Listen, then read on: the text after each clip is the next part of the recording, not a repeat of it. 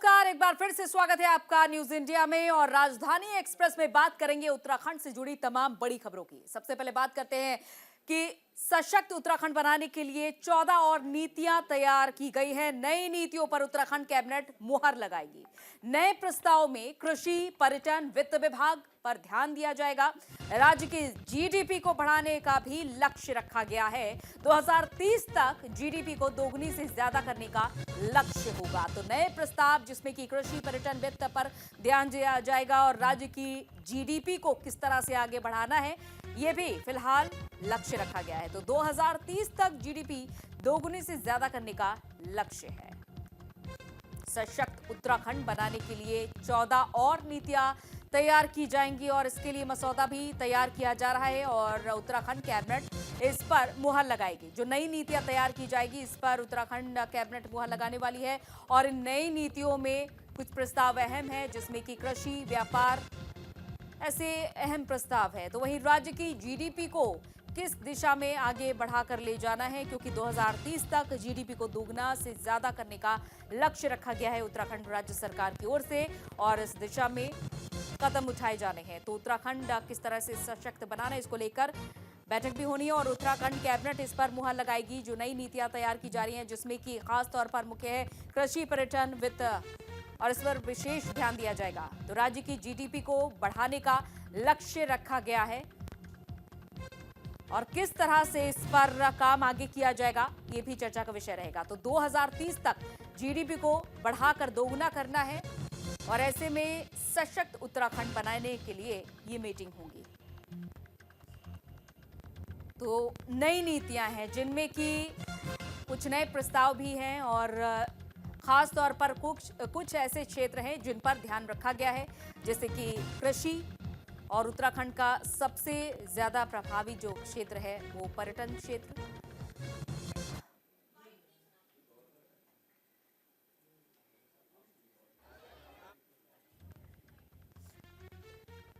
और इधर 38वें राष्ट्रीय खेल की तारीखों में बदलाव हो सकता है। उत्तराखंड में 38वें राष्ट्रीय खेलों का आयोजन होगा। फरवरी से लेकर मार्च के बीच राष्ट्रीय खेल हो सकते हैं। तो सीएम धामी और मंत्री आज बैठक कर सकते हैं इसको लेकर और आज नई तारीखों का औपचारिक ऐलान होगा। तो देहरादून में एथलेटिक्स ट्रैक की खुदाई के चलते 38वें राष्ट्रीय खेलों की तारीख आगे बढ़ सकती है और अब खेल 28 जनवरी से लेकर 14 फरवरी के बजाय फरवरी से मार्च के बीच कराए जा सकते हैं। और आज मुख्यमंत्री और खेल मंत्री बैठक करके नई तारीखों का औपचारिक ऐलान भी कर सकते हैं। तो आईओए से जुड़े सूत्रों के मुताबिक बीते रविवार को नई दिल्ली में भारतीय ओलंपिक संघ के साथ साथ जीटीसीसी की बैठक में राज्य की खेल तैयारियों को लेकर सवाल उठे।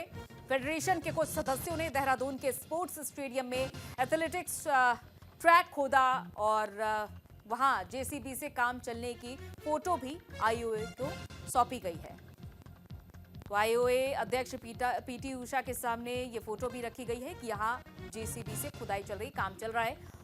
और हालांकि आरोप ये भी लगाया गया है कि ट्रैक को मनमाने ढंग से खोदा गया है और इसे तैयार करने में 2 महीने से ज्यादा वक्त लगेगा और ऐसे में खेल कैसे होंगे, जिसके चलते तारीखों को बदलने के आसार नजर आ रहे हैं और इसकी घोषणा भी आज हो सकती है।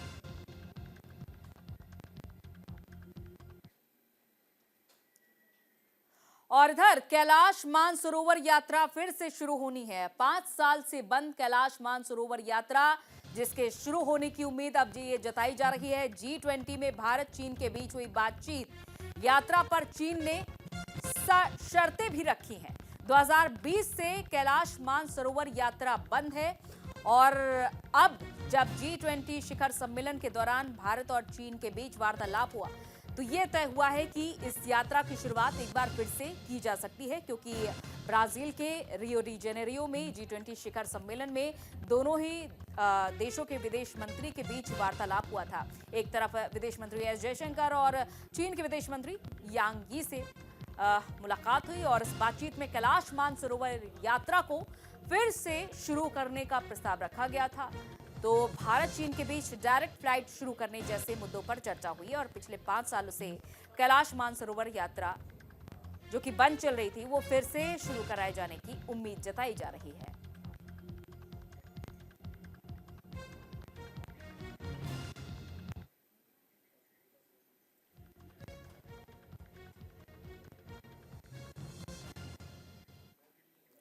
और इधर लक्सर में चोरों के हौसले बुलंद है। कपड़े की दुकान से लाखों का माल चुरा लिया। चोरों की तलाश में पुलिस की टीम फिलहाल जुटी हुई है। लक्सर क्षेत्र में चोरों के हौसले कुछ इस कदर बुलंद है कि आए दिन चोर घटनाएं कर रहे हैं, चोरी की घटना को अंजाम दे रहे हैं। ताजा मामला सुल्तानपुर से सामने आया है, जहां चोरों ने कपड़ा व्यापारी की दुकान से लाखों के माल और नकदी पर हाथ साफ कर दिया। मामले की जांच में पुलिस प्रशासन जुटा हुआ है और चोरों की लगातार तलाश की जा रही है, क्योंकि लगातार लक्सर के अलग अलग क्षेत्र से चोरी की घटनाएं लगातार बढ़ रही हैं और ऐसे में पुलिस की टीम जुटी हुई है।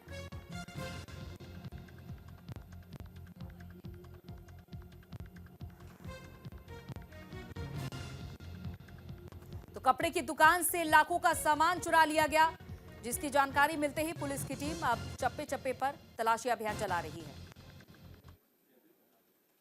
ऐसा है, पुलिस वैसे अपना काम करती है, लेकिन कहीं ना कहीं पुलिस की लापरवाही तो है।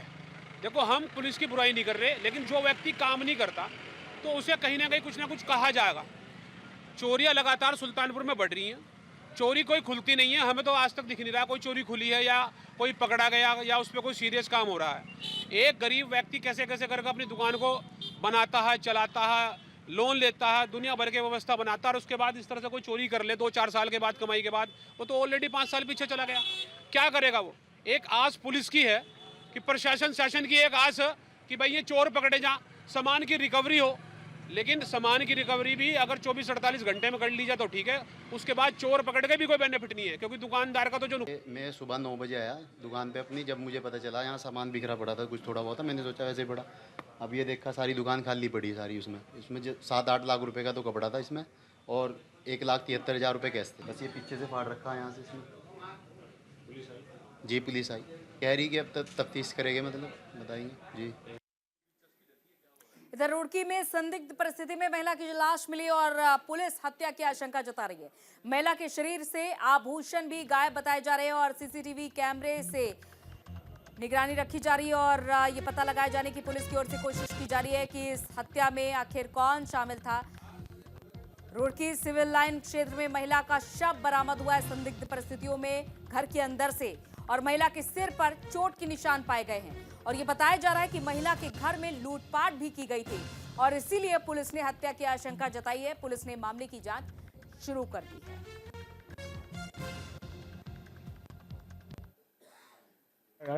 मंडी से आया मैं, यहाँ देखा तो इसके सिर पे चोट लगी। मैंने कहा, मैं घबरा गया। मोहल्ले वाले में रुक का तारा मैंने, यहाँ कोई था नहीं, औरतें आ रही, बेचारी औरतें कहाँ जाती लेके। फिर मैंने उठाया, मैं भागा अपने भाई को ले गया बुला के।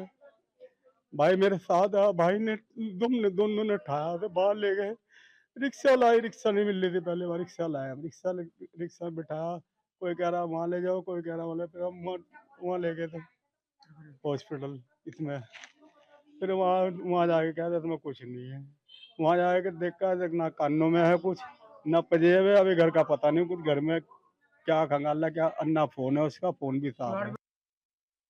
पास गए भागे हुए। मेरी दुकान मच्छी मोहल्ले चौक पे सब्जी की दुकान है छोटी सी, और वो आवाज़ मार रहे थे कि इंदर भाई बचा ले अपनी भाभी को, इंदर भाई बचा ले अपनी भाभी को। मैंने क्या हो गया भाई? कहने तेरी भाभी के चोट लगी, खून निकल रहा उनके बहुत। तो मैंने कहा चल, मैं जब ये दुकान छोड़ गए उसके साथ चला आया और मैंने भैया को कहा, मैंने भाई तू इस गली में चल, और मैं जमा डॉक्टर के पास को होके आ रहा, तो मैं जमा डॉक्टर साहब के पास गया। मैंने सर मेरी भाभी की चोट लगी, आप किसी तरह घर पे चलो 2 मिनट के लिए और देख लीजिए आप। तो डॉक्टर साहब ने कहा कि भैया वो होश में है या बेहोश में है। मैंने सर मैं घर नहीं गया उनके, और आप मेरे साथ चलो, बड़ी मेहरबानी होगी आपकी। तो उनके लड़के ने कहा ऐसा है भाई, हम नहीं जा सकते और तुम इन्हें जो है आप सिविल हॉस्पिटल ले जाओ, इमरजेंसी वार्ड में वहाँ दिखा दो भाई। और इधर सड़क हादसों पर लगाम के लिए परिवहन विभाग पूरी तरीके से सख्त नजर आ रहा है। हरिद्वार में जागरूकता अभियान भी जगह जगह पर चलाए जा रहे हैं। शराब पीकर वाहन चलाने वालों पर कार्रवाई हो रही है और एल्कोमीटर से जांच भी की जा रही है। उत्तराखंड में अलग अलग जगहों पर लगातार बढ़ रहे सड़क हादसे पर लगाम लगाने के लिए परिवहन विभाग सख्त नजर आ रहा है और यातायात नियमों का उल्लंघन करने वालों के खिलाफ लगातार अभियान चलाया जा रहा है और उनके खिलाफ कार्रवाई भी की जा रही है। हरिद्वार में लगातार हो रहे सड़क हादसों को देखते हुए परिवहन विभाग ने सख्त रुख अपनाया है। तो नियमों का जो भी उल्लंघन कर रहे हैं उनके खिलाफ कार्रवाई भी की जा रही है और साथ ही साथ शराब पीकर वाहन चलाने वालों को भी पुलिस चेक कर रही है। एल्कोमीटर के जरिए अभियान चलाया जा रहा है, चेकिंग की जा रही है और नियमों का उल्लंघन करने वालों के खिलाफ एक्शन भी लिया जा रहा है।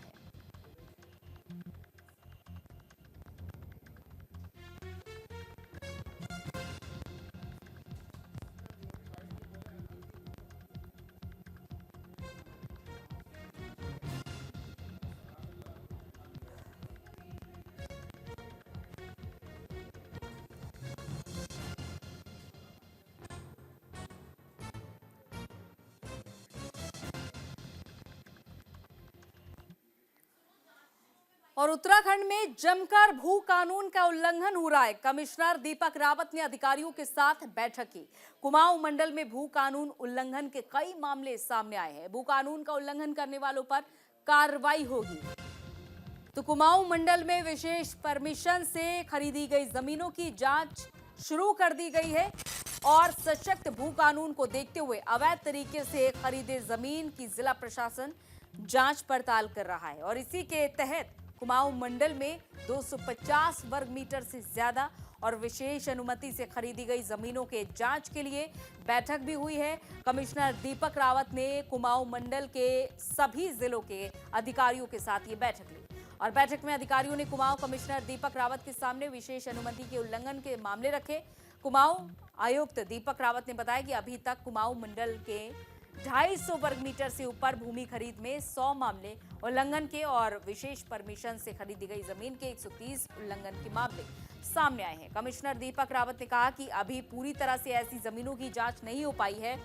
लगभग 2 से 3 महीने पूरे कुमाऊं मंडल में इस तरह की जमीनों की जांच करने में लग जाएंगे और इन सभी जमीनों की जांच के बाद उन्हें सरकार के निर्देश पर सरकारी भूमि के तहत निहित किया जाएगा।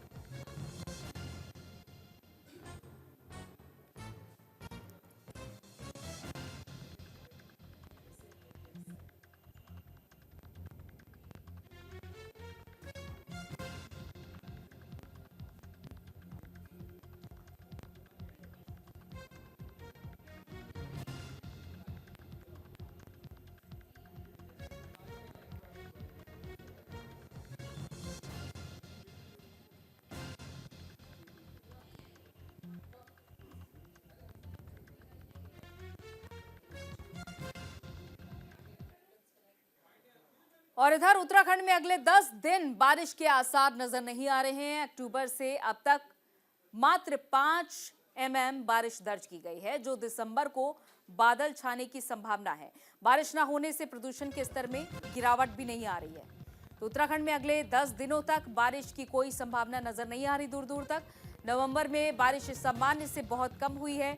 मौसम विभाग के निदेशक डॉक्टर विक्रम सिंह ने बताया कि इस सीजन में अब तक सामान्य से 90% कम बारिश हुई है और उन्होंने ये भी बताया कि 1 और 2 दिसंबर को बादल छाने की संभावना है, लेकिन बारिश की संभावना फिर भी कम है और इसकी वजह से प्रदूषण के स्तर में भी गिरावट नजर नहीं आ रही है।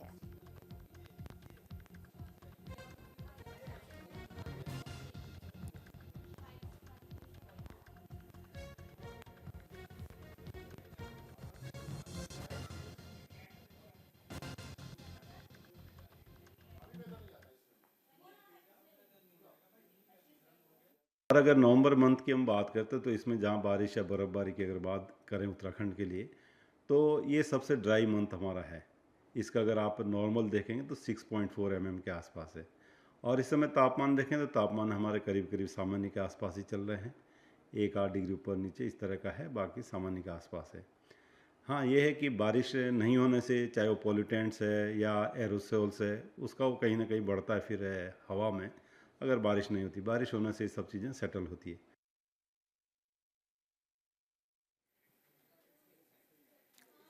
चलिए, इसी के साथ राजधानी एक्सप्रेस में फिलहाल इतना ही, लेकिन तमाम खबरों का सिलसिला अभी भी जारी है।